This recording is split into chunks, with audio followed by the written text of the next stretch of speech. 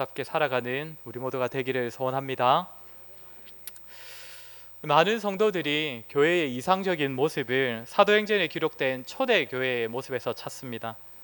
물론 초대교회라고 해서 전혀 문제가 없었던 것은 아니지만 분명 우리가 꿈꾸고 또 이상적으로 본받을 만한 그런 모습들이 많았던 교회가 바로 초대교회였습니다. 특별히 많은 사람들이 초대교회의 모습을 또 본받고 또 꿈꾸려고 하는 이유가 아마도 성도의 숫자가 기하급수적으로 늘었기 때문이 아닐까 생각이 됩니다. 우리 지난주까지 살펴보았던 이 베드로의 설교를 들었던 그 사람들 중에서 믿는 자들이 3천 명이나 더하였다고 하고, 오늘 본문에도 47절을 보시면 그 이후로도 구원받은 사람들의 숫자가 계속적으로 더해졌다고 합니다. 그러니 초대교회를 닮으면 지금도 그런 역사가 있지 않을까 하는 그런 기대 때문이 아닐까 생각됩니다. 그런데 눈여겨볼 점은 41절에서는 많아지는 사람들을 가르쳐서 신도의 숫자, 즉 믿는 무리, 믿는 백성이라고 칭하고, 47절에서는 구원받는 자들이 더해졌다라고 말한다는 점입니다.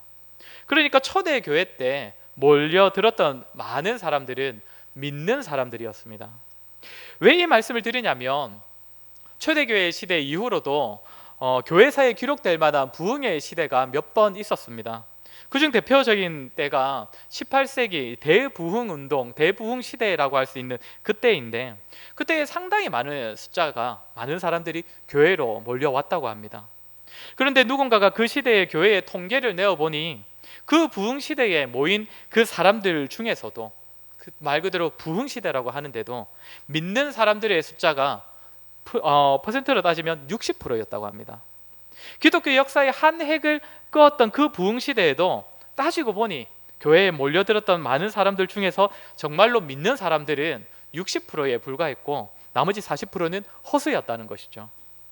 그런데 초대교회는 어땠다고 합니까? 모여든 사람 대부분이 믿는 자였다는 겁니다.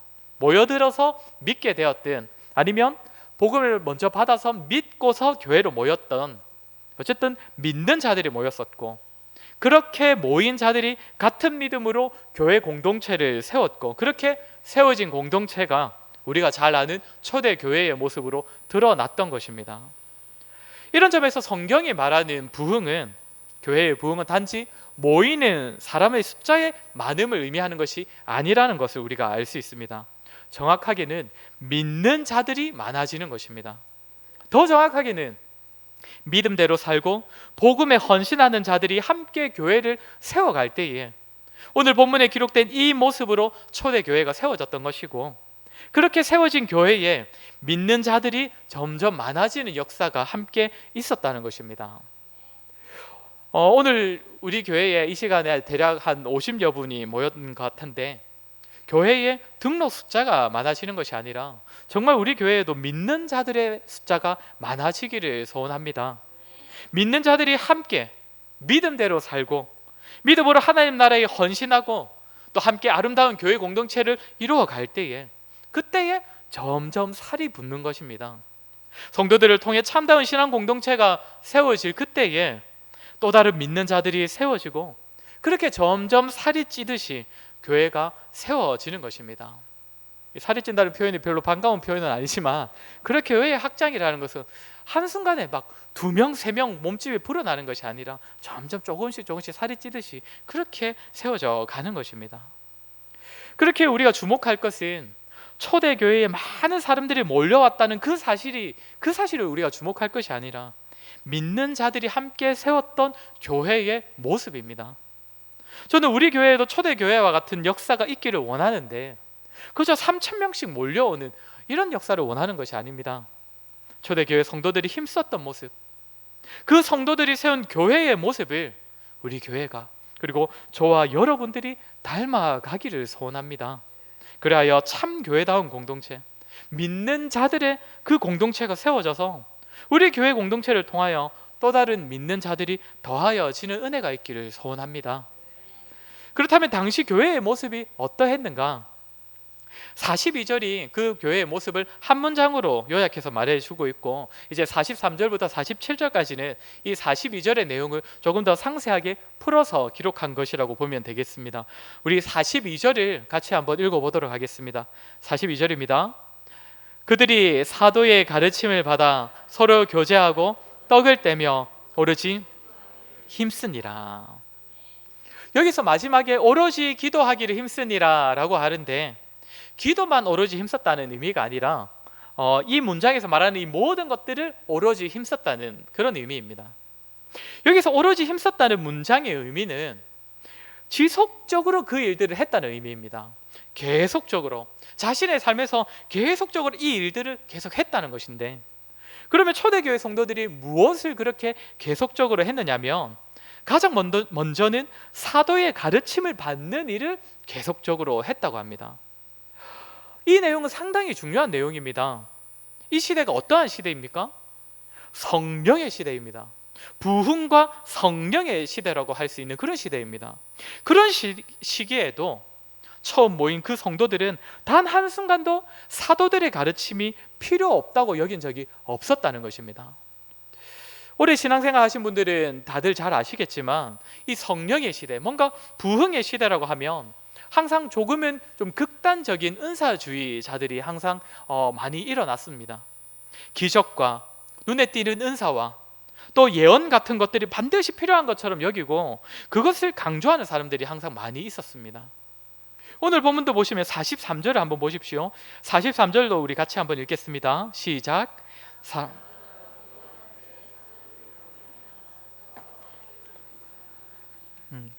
이 시대에도 교회에는 사람들이 뭔가 두려워할 만한 기사와 표적들, 말 그대로 사람들의 눈에 신기하게 보일 만한 그런 역사들이 많이 일어났었다고 합니다.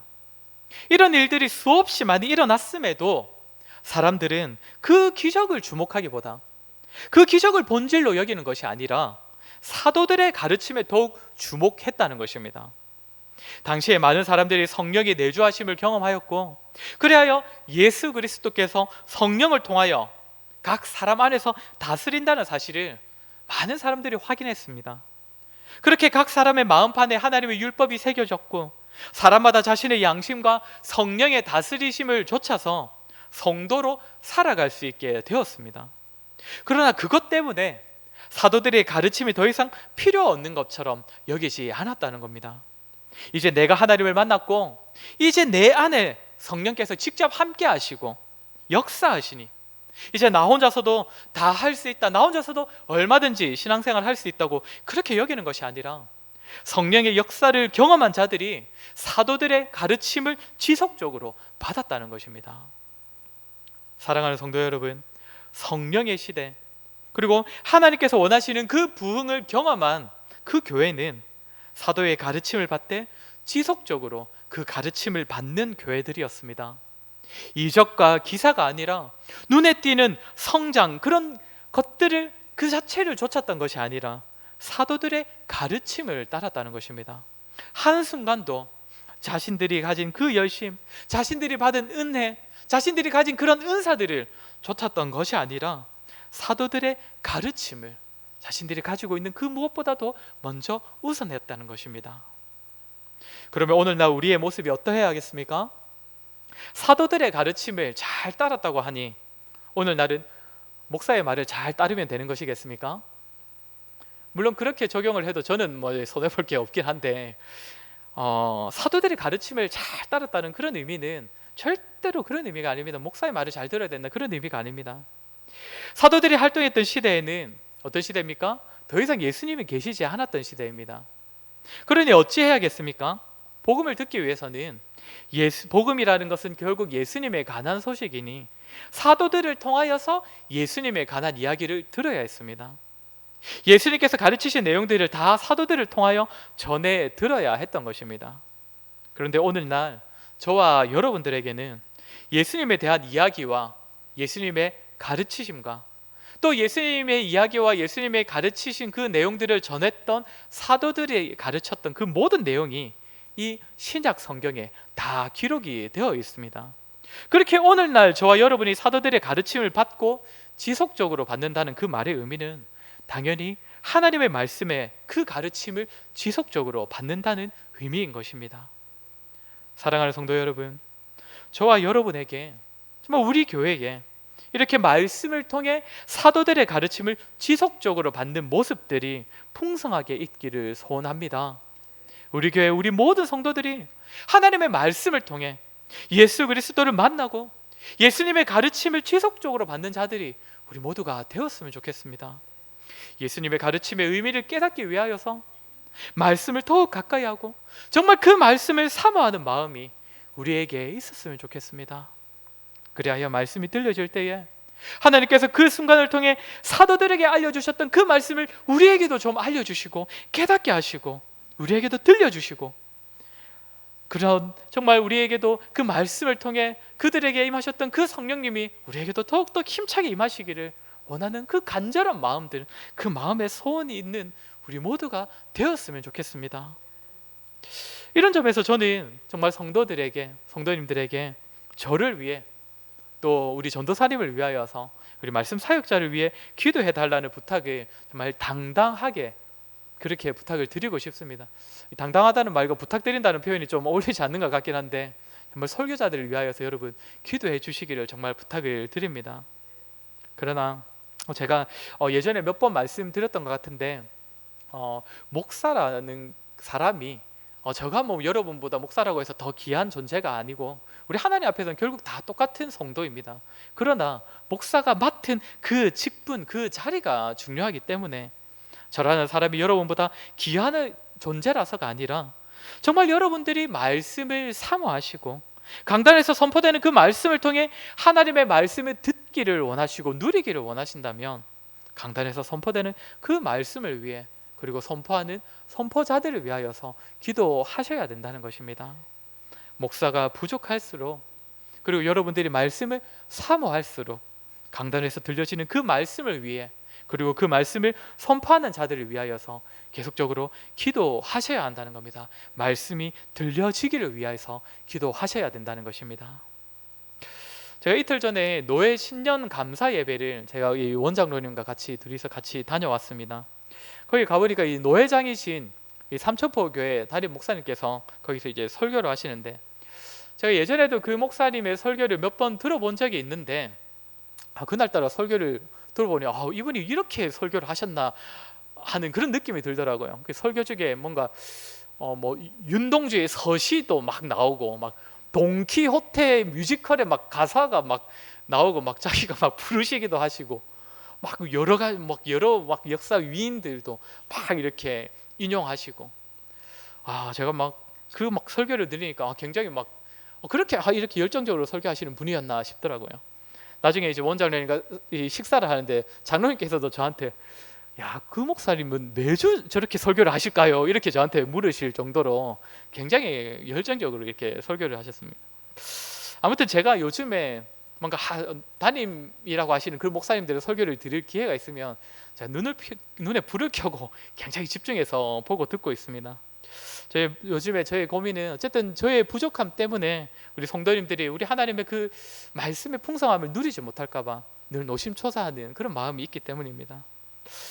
성도 여러분, 정말 들려질 말씀을 위해서 기도하시기를 부탁드립니다. 그리고 들려질 말씀 때문에 설교자들을 위해 기도하시기를 바랍니다. 어느 목사님께서 그런 말씀을 하셨습니다. 왜 성도들이 말씀을 위해 기도하지 않는가? 왜 말씀을 위한 기도는 목사에게만 맡겨두는가?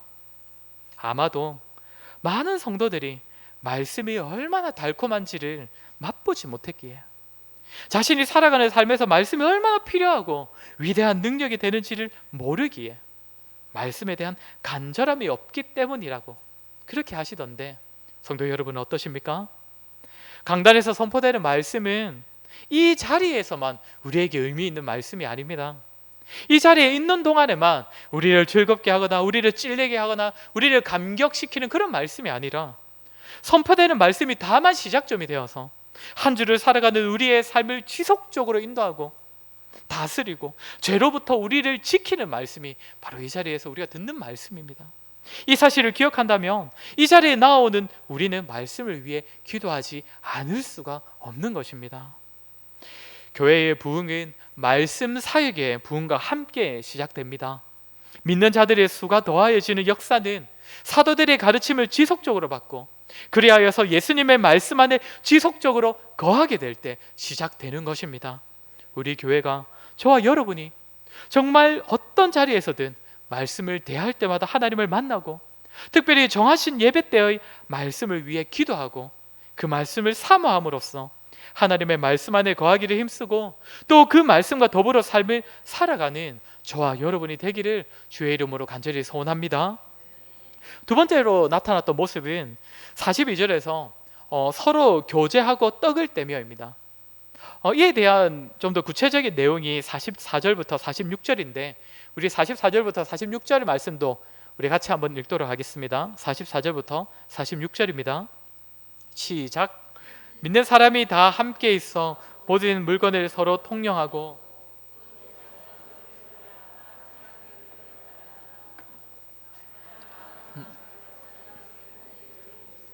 집에서 떡을 떼며 기쁨과 순전한 마음으로 음식을 먹고. 아멘. 교제라는 단어 많이 들어보셨을 건데 이 헬라어로 코이노니아입니다. 이 코이노니아는 크게 두 가지 중요한 의미를 가지는 단어입니다.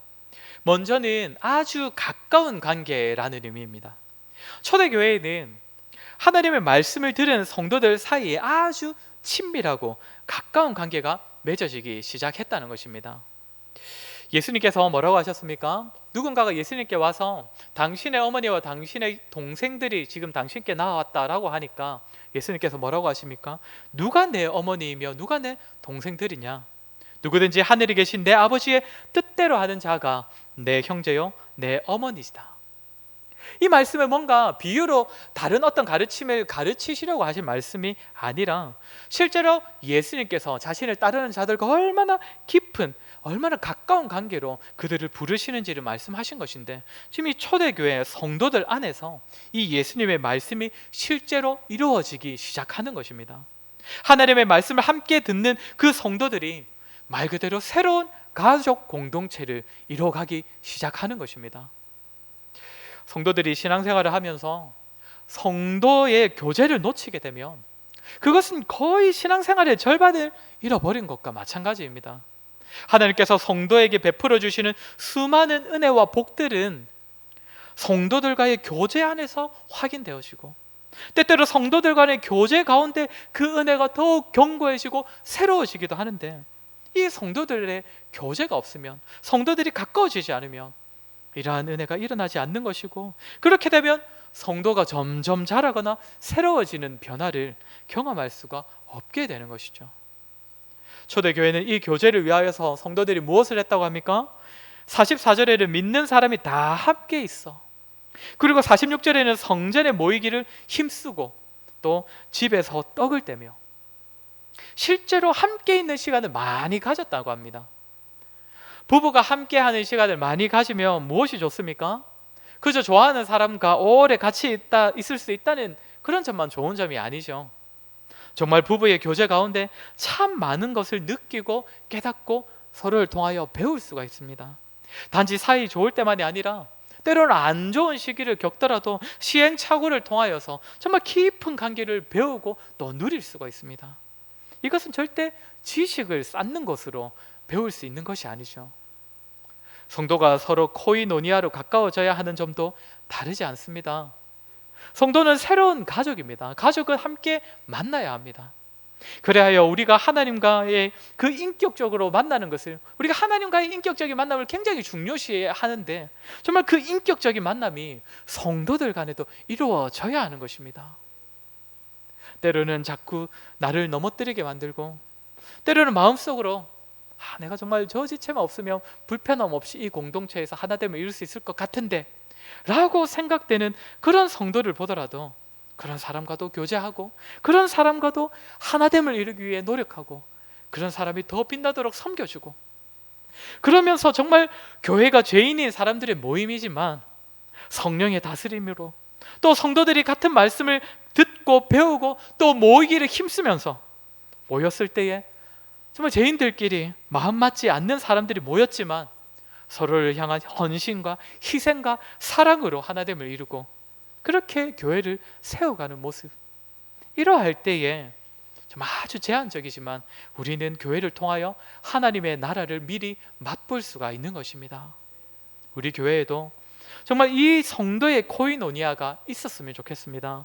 정말 또 하나의 가족 공동체처럼, 정말 또 하나의 가족 같은 그런 서로와 가까운 인격적인 교제가 있는 우리 교회가 되기를 소원합니다.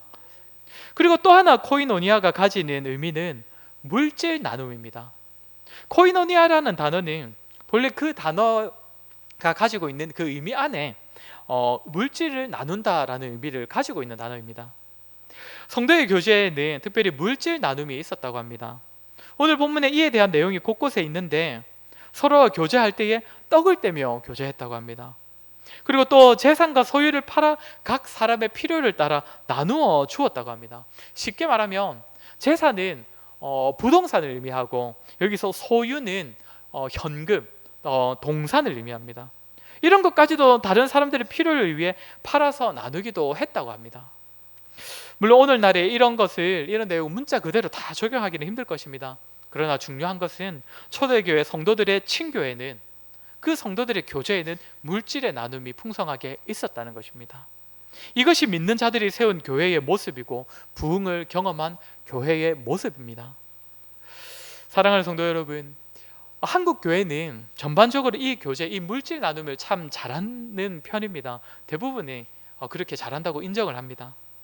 사실 헌금을 잘하는 것도 이 물질의 나눔에 동참을 하는 것입니다. 사실상 이 헌금이 본래 구제의 목적으로 시작된 것이기 때문에 성도가 헌금을 잘하는 것 역시 하나님에 대한 신앙 고백이자 또 이웃 사랑의 실천입니다. 그러나 그렇다고 해서 구제를 교회에 그 헌금만으로 다 교회에 다 맡겨버리면 안 됩니다. 다시 말하지만 초대 교회가 했던 물질 나눔은 물질을 통한 나눔을 통해 이루어지는 교제였습니다. 헌금은 구제를 위해서 우리가 사용한다고는 하지만 사실상 그걸 통해 성도의 교제가 이루어졌다고 보기는 조금 힘들지 않습니까? 제가 느끼기엔 물질로 섬기고 교제하는 것, 우리 교회 성도님들 정말 잘 하고 계시는 것처럼 보입니다. 저 그렇게 느껴지는데 부탁드리고 싶은 것은 다음 세대, 우리의 자녀들에게도 참 이러한 양육들을 잘 하셨으면 하는 바람이 있습니다. 우리가 헌금 생활을 훈련이 필요하다라고 많이 말하지 않습니까? 물질의 나눔도 마찬가지입니다. 정말 물질에 관한 부분은 정말 훈련이 필요합니다. 그렇게 성도 여러분들이 정말 잘하고 계실 때에 정말 여러분의 자녀, 우리의 다음 세대도 그런 모습 잘 가지고 가실 수 있도록 또 그렇게 양육을 하셔야 한다는 겁니다. 제가 예전에 교회에서 중고등부 사역을 할 때에 전에도 한번 말씀을 드렸는데 기억하실지 모르겠는데 제가 지난번에 그 교회 중고등부 아이들과 총동원 전도주의를 한번 하고는 4년 동안 그 이후로는 한 번도 하지 않았다고 말씀을 드렸지 않습니까? 근데 제가 그렇다고 해서 전도에 관하여서 전혀 힘을 쓰지 않았다는 그런 의미는 아닙니다. 그 다음 해부터는 이제 새로운 사역을 시작했었는데 무엇을 했냐면 우리가 교회에 데려오는 것 자체를 목표로 삼지 말고 우리 각자가 학교에서 친구들을 잘 섬기고 챙기고 도와주어서 일단 우리가 있는 그 자리에서 복음의 본이 한번 되어보자, 이렇게 얘기를 했습니다. 그러면서 같이 기도하고 어떤 것을 했냐면 이제 모든 학생들에게 교회 재정으로 다 5,000원씩 다 나눠줬습니다. 그리고는 그 5,000원을 가지고 가서 각자가 생각하는 이웃 사랑의 실천을 위해 마음껏 사용해봐라. 친구를 섬기기 위해서 친구와 같이 편의점 가서 간식을 사 먹어도 좋고 아니면 돈 자체를 그냥 주어도 좋고 뭔가 필요한 물건 하나를 사줘도 좋으니 한번 이웃 사랑을 실천해봐라. 몇 달을 했습니다. 그렇게 한 달에 한 번씩 5,000원을 주면서. 그리고 몇 달 만에 관뒀습니다. 왜 그만둘 수밖에 없었을까요? 재정이 없어서 그랬을까요? 사실상 재정은 계산해보면 그때 학생들이 20몇 명밖에 안 됐기 때문에 한 달에 10만 원 남짓만 사용했기 때문에 그렇게 많은 재정이 투입된 것도 아니었습니다. 그러면 그 사역해도 열매가 없어서 한 명도 전도가 안 되니까 제가 그만뒀을까요? 그것도 아닙니다. 애초에 숫자를 바라고 했던 그런 사역이 아니었습니다. 그만둔 이유는 애들이 찾아와서 도무지 돈을 어디에 써야 될지 모르겠다는 겁니다. 도대체 이 물질로 이웃 사랑을 실천하려면 뭘 해야 되는가? 도대체 어디에 사용되어야 되는가? 모르겠다고 계속 그렇게 투정을 부려서 나중에 선생님들하고 상의해서 이 사회 그냥 그만합시다 라고 그만두고 말았습니다. 성도 여러분, 교회 안의 성도를 섬기기 위해서든 교회 밖 불신자를 섬기기 위해서든 당장 여러분에게 5만 원을 주면서 여러분 한번 잘 사용해 보십시오 라고 하면 여러분 어떻게 잘 사용할 자신이 있으십니까? 사실 잘 하실 것 같습니다. 잘 하실 것 같은데, 아무튼 우리 모두는 우리에게 주어진 이 모든 물질이 하나님께서 주셨다는 것을 고백할 때에 단지 헌금으로만 고백할 것이 아니라 정말 물질의 나눔, 성도된 자들과 나누고 또 불신자들에게도 이렇게 나눌 수 있어야 합니다. 이 역시도 초대교회가 부흥의 역사를 이어갈 때에 보였던 모습입니다. 끝으로 하나만 더 짧게 살피도록 하겠습니다. 기도에 힘쓴이라는 넘어가도록 하겠습니다. 최근에 조금 강조를 하기도 했고 또 앞으로 계속 강조할 것 같아서, 초대교회 성도들이 지속적으로 말씀의 가르침을 받고 지속적으로 성도의 교제를 하고 그렇게 가까워지고 물질의 나눔도 있고 할 때에, 그렇게 기도도 힘쓸 때에 어떤 일이 일어났습니까? 우리 47절을 우리 같이 한번 읽도록 하겠습니다. 47절입니다. 시작. 하나님을 찬미하며 또 온 백성에게 칭송을 받으니 주께서 구원받는 사람을 날마다 더하게 하시니라. 우리가 모여서 말씀 듣고 기도하고 우리끼리 교제만 잘하면 어련히 하나님께서 새신자 알아서 다 보내주실 거다, 이런 의미로 이 구절을 읽는 분은 아마도 없으실 것입니다. 하나님의 말씀을 계속 가르침을 받고 도전받고 성도들 간의 친밀한 교제를 통해 참 사랑을 경험하고 나누고, 이제는 그런 자들이 이제는 세상에서 모범이 되어 그 성도들을 통하여 세상에 복음이 보여지게 하시고 복음이 이 세상 가운데 성도들을 통하여서 들려지게 하셨다는 의미입니다. 성도들이 교회 안에서 말씀과 교제를 통해 정말 은혜 안에서 자라기 시작하며 결국 세상에서는 그 성도들을 통하여서 선한 소문들이 나기 시작하는 것이고, 백성들이 칭송하기 시작하고 그 백성들이 세상에서는 맛볼 수 없는 사랑과 그 교제를 자기들도 맛보고 싶어서 이제는 교회로 모여드는 것입니다. 사랑하는 성도 여러분, 하나님께서 왜 믿는 우리를 교회로 부르시고 교회는 이 세상의 한가운데에 교회를 두셨겠습니까? 하나님께서는 교회를 수도원처럼 산속에 두신 것이 아니라 세상 가운데에 두셨습니다. 우리가 교회에서 말씀을 통하여 다른 성도들과의 그 교제를 통하여 누리는 하나님의 복들, 하나님의 은혜들, 각종 선물들이 이 세상에서 주님을 알지 못하는 자들이 주님께 나아오도록 하는 그 일에 지혜롭게 쓰이도록 하기 위해서입니다. 성도들이 은혜 받아서 자기네들끼리 예배하고 자기들끼리 교제하고 자기들끼리만 그 하늘의 복을 누리고 나누라고 하시지 않으셨습니다. 분명 주님을 알지 못하는 영혼들을 섬기도록 우리는 부름을 받았습니다. 절대로 전도에서 이 빈자리를 채우라는 그런 의미가 아니라 숫자를 늘리자는 그런 의미가 아니고, 47절의 표현대로 우리 하나님께서 원하시면 얼마든지 때가 되어 구원받는 사람들을 더하게 하실 것입니다. 다만 우리는 말씀에 집중하고 가르침을 잘 받아서 또 정말 하나 되고 친밀한 교제를 누리고 사랑으로 함께 가까워져서, 그리고 이 모든 일에 기도를 더함으로써 세상에서는 복된 존재로, 은혜 받은 자로, 세상에서 맛볼 수 없는 사랑을 경험한 자로 이 세상을 살아가야 하는 것입니다. 주 안에 있는 은혜, 오직 복음으로 말미암는 그 사랑과 그 복들을 세상 가운데서 우리의 삶으로 선전해야 하는 것입니다. 우리의 삶으로 드러내야 하는 것입니다. 그때에 세상에서 우리가 궁극적으로는 우리 하나님의 칭송을 받는 것이고, 그때에 교회에는 믿는 자들이 더하여지는 은혜의 역사가 일어나는 것입니다. 저와 여러분, 우리 모두가 교회를 통하여서 우리 교회 강단을 통해 하나님의 말씀을 듣고 깨닫는 일들이 많아지기를 원하고, 함께 부름받은 성도들이 날이 갈수록 가까워지고 또 하나 되는 은혜가 있기를 소원합니다. 나아가 우리 교회 공동체에서 경험한 이 사랑과 은혜가 우리가 살아가는 이 삶의 현장, 세상에서 부름받은 그 자리에까지 차고 흘러넘쳐서 우리를 통해 복음이 이 세상 가운데 보여지고 들려지는 그러한 역사가 많아지기를 주의 이름으로 간절히 소원합니다. 우리 이 시간에 한번 같이 기도했으면 좋겠습니다. 우리 기도할 때에 하나님, 우리 교회에도 우리 모두에게도 우리 자신에게도 하나님 말씀의 은혜를 허락해 주시옵소서.